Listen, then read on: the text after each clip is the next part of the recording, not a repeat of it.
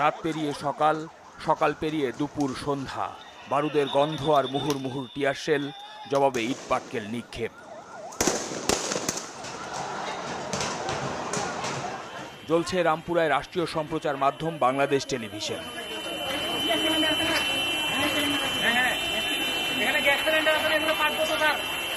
আগুন দেয়া হয় পাশের পুলিশ বক্সে। প্রগতি সরণির মেরুলবাড্ডায় সকালেই রাজপথে অবস্থান নেয় শিক্ষার্থীরা। আন্দোলনকারীদের রাস্তা থেকে সরাতে চাইলে শুরু হয় সংঘর্ষ। ধাওয়া পাল্টা ধাওয়ার এক পর্যায়ে রণক্ষেত্রে রূপ নেয় পুরো রামপুরা বাড্ডা এই সড়ক। ঘটে হতাহতের ঘটনাও।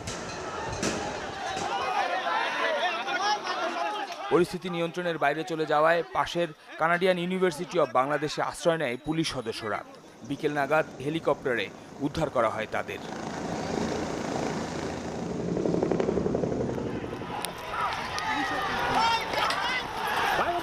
ধানমন্ডি ২৭ নম্বর সড়ক উত্তাল দিনভর।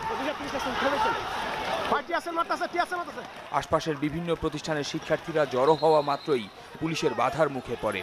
মুহুর মুহুর টিয়ার শেল আর রবার বুলেটের বিপরীতে ইটপাটকেলের জবাব, রক্ত ঝরে অনেকের।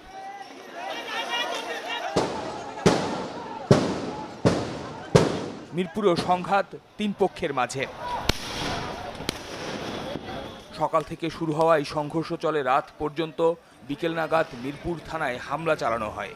আগুন দেয়া হয় ১০ নম্বর গোল চত্বরের পুলিশ বক্সে।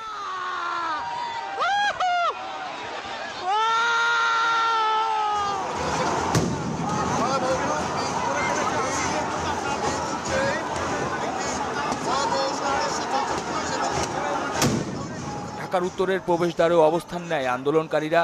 বেলা গড়ায় বাড়ে সংঘর্ষের মাত্রা, ছত্রভঙ্গ অবস্থা উত্তরার এই পথে।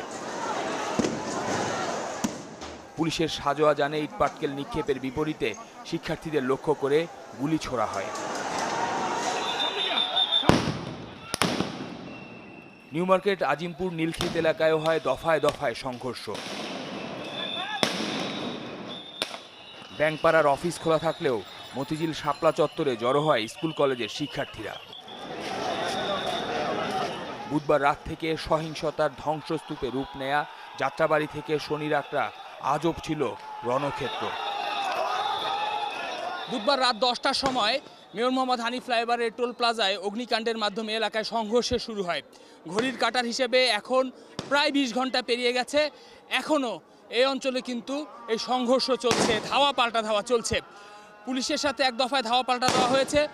এখন বাংলাদেশ বর্ডার গার্ড, বাংলাদেশ বিজিবির সাথেও যারা বিক্ষোভ করছেন তাদের সংঘর্ষ চলছে। টিয়ার শেল, রাবার বুলেট নিক্ষেপ করা হচ্ছে, ইটপাটকেল নিক্ষেপ করা হচ্ছে অপর দিক থেকে। মোট কথা এই এলাকার যে রণক্ষেত্র, থমথমে পরিবেশ, তা এখনও স্পষ্ট। তবে এই পরিণতি আসলে কি হবে কিংবা সমাধান বা কী তা কিন্তু বোঝা যাচ্ছে না। শফিকুল ইসলাম সবুজ, চ্যানেল 24, যাত্রাবাড়ি, ঢাকা।